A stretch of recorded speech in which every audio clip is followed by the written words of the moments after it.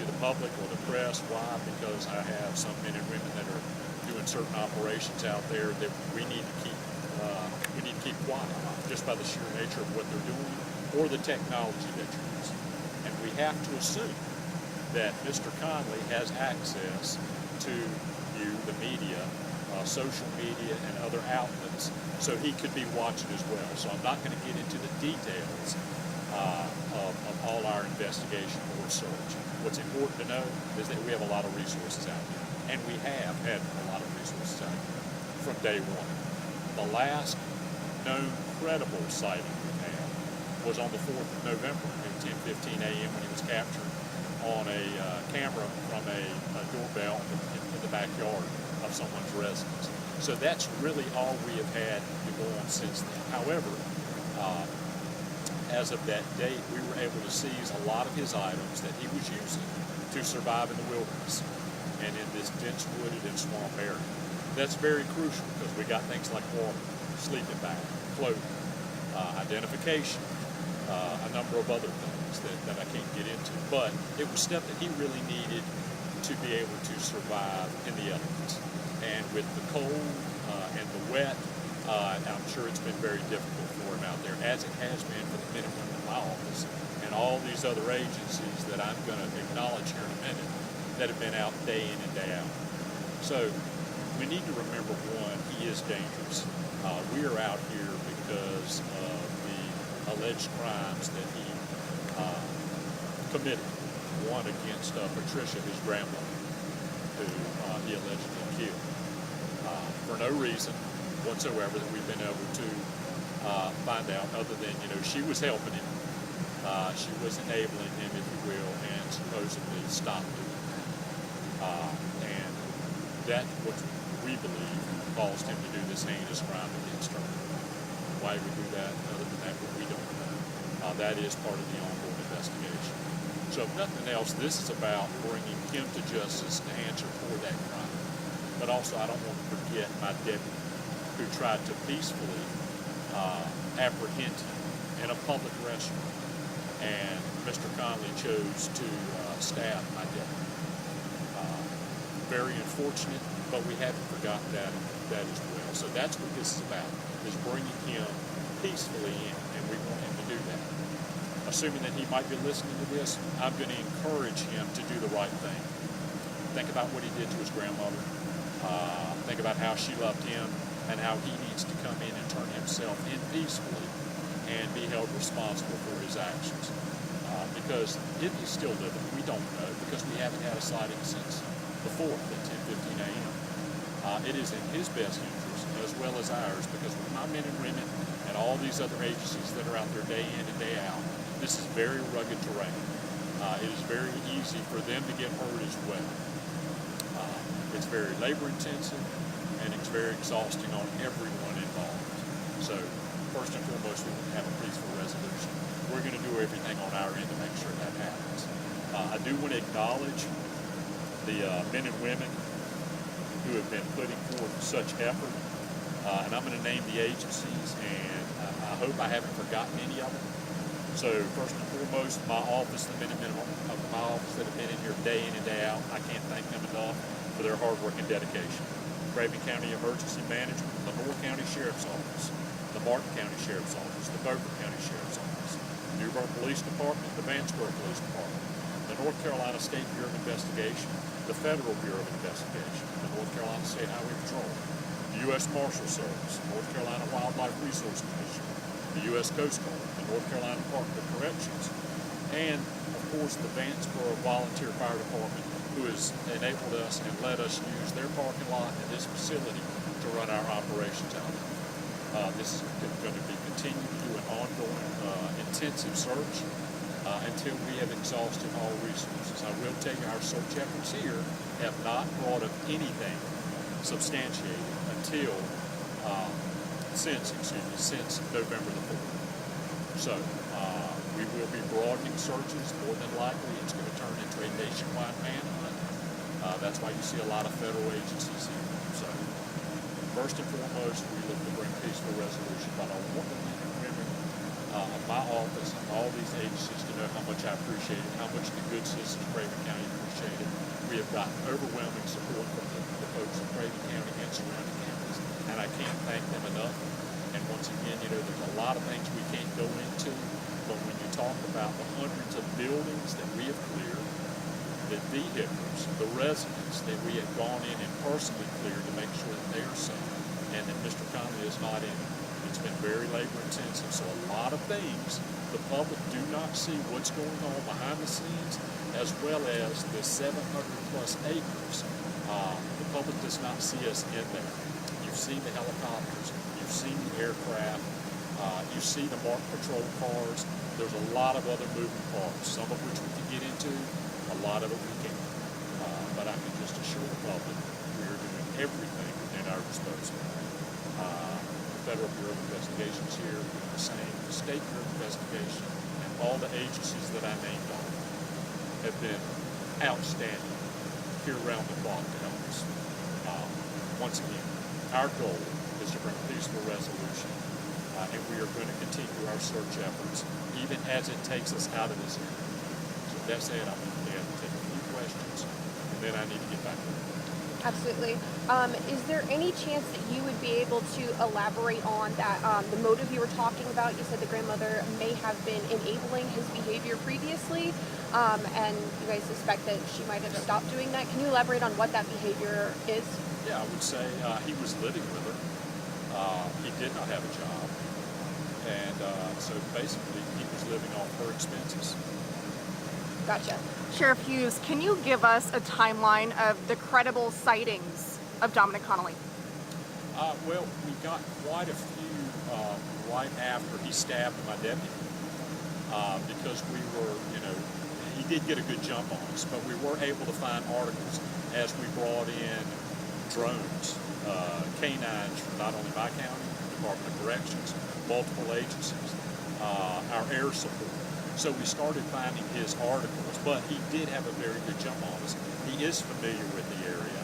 The area is very difficult to search, and there is a lot of it as well, as our searches have gone well into Beaufort County.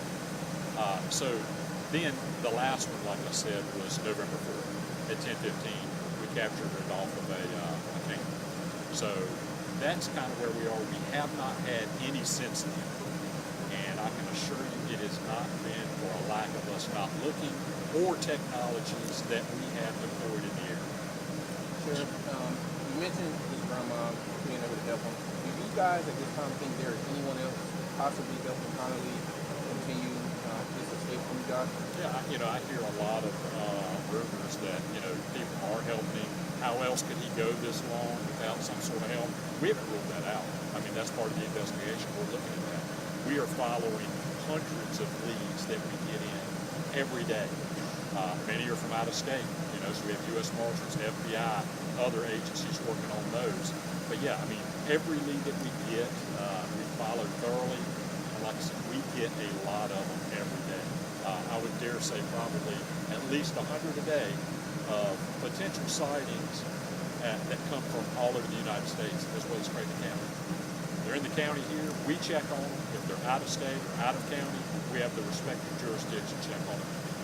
Sheriff Hughes, is Dominic Connelly related to the bank robbery that happened in Havelock? Very possible, yes ma'am. I believe he might be a suspect in that one. Sheriff Hughes, when it comes to identification, there are a lot of images floating around, and some of those are very blurry images. How are you guys able to correctly identify what is him and what is not, especially as time wears on and he's changing clothing items? Yeah, I mean, there's a lot of things you look at. One, I don't want to get into too much of that to kind of show what technology we're using.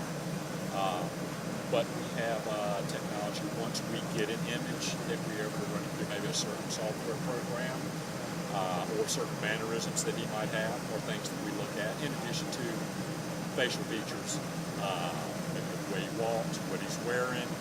So there's a lot of things that we look at to say whether or not it's a credible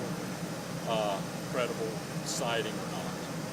Like if I get a sighting at 10:15 on the 4th of November, a mile from here, the sighting or potential sighting that comes in from Winston-Salem 15 minutes later is probably not credible. Doesn't mean we're not going to check it out, but we're pretty sure we got what we got here. Those come in all the time. Sheriff, as manhunts go on and days go longer, can you just tell the public a little bit about the likelihood of you guys closing leads on him, possibly finding him, and what the steps look like if this thing goes further?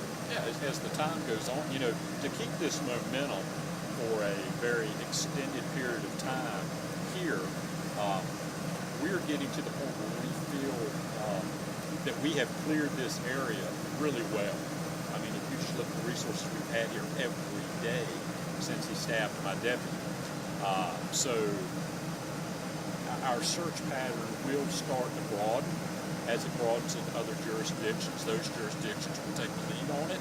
I'm the lead here in Craven, but our federal and state counterparts can move anywhere within the state, within the United States. So more than likely, as we get more confident, or it goes for a longer period of time where we're not seeing a credible sighting, that's when we are going to try to focus our resources of other agencies that are helping us in areas where we think we might be getting credible sightings. But the longer we go here without a credible sighting, that will lead us to believe a couple things, one of which he may no longer be here. So then we need to continue to look outside of this jurisdiction. Yeah, Sheriff, and where do you guys suspect he is right now, especially in related to the Craven County area, if you can share with us? Well, if I suspected or knew, I would probably go pick him up myself. We're going to keep focusing on this area. We've got a few more things we need to look into, but it's really hard to say, just given the vast amount of properties, buildings, vehicles. There's a lot of things when you go into the wooded areas that from the outside you do not see until you get to the air, until you're actually in there and you run up on 25 abandoned vehicles or, a dozen abandoned barns or shacks that have to be searched and searched over and over. Not to mention the residents that call us up and would like their barns or their residence searches, which we're doing that as well. And Sheriff Hughes, back to Dominic Connelly potentially being connected to that bank robbery in Havelock. What evidence can you give us against him connected to that? That's not an investigation that we're conducting. So I believe the Havelock Police Department is probably the lead on that. We just had some indication that he might be part of that based on video footage, pictures, that sort of thing. One more. Any takers? Sheriff, what is the best thing that people in the community can be doing right now to help you guys? Absolutely. So we have upped the reward to $10,000. What can folks do? They can continue to call in tips. The people of Craven County have been great about calling in tips of anything that's suspicious, out of place. A barn where your door is normally locked that's been jarred open. Anything out of place at your residence, that a missing bike, something like that would be very significant in a case like this, because that's a mode of transportation for Mr. Connelly, and he has been known to ride a bike as we seized one of his bikes. So, any tips that can come in, there's no such thing as insignificant, because we take all these pieces and we're trying to put together a puzzle. But we're going to continue to do what we do. The men and women are doing an outstanding job. I wish I had Mr. Connelly here right now. And my plea to him and to anybody that is helping, one, if you are helping, there's going to be consequences for that. You need to understand that. And for him, he can turn himself in and this in peaceful resolution, which is what we want. So I'm encouraging him to do exactly what I'm asking him to do. Turn yourself in, be held accountable for your crimes. And if you turn yourself in, we can almost guarantee you there will be peaceful resolution. You keep running, we will eventually get you. But we are praying for peaceful resolution. And I thank the folks in Craven County for their overwhelming amount of support. Sure. Really quickly, do you have an updated description as far as clothing articles, since there have been other pictures Last circulating? thing we got was on the 4th of November. That's what we got. And we feel like some of the stuff he was wearing at the time we seized. So I hope he's having cold, wet nights. Thank you. Thank you, Thank Sheriff. you, Sheriff.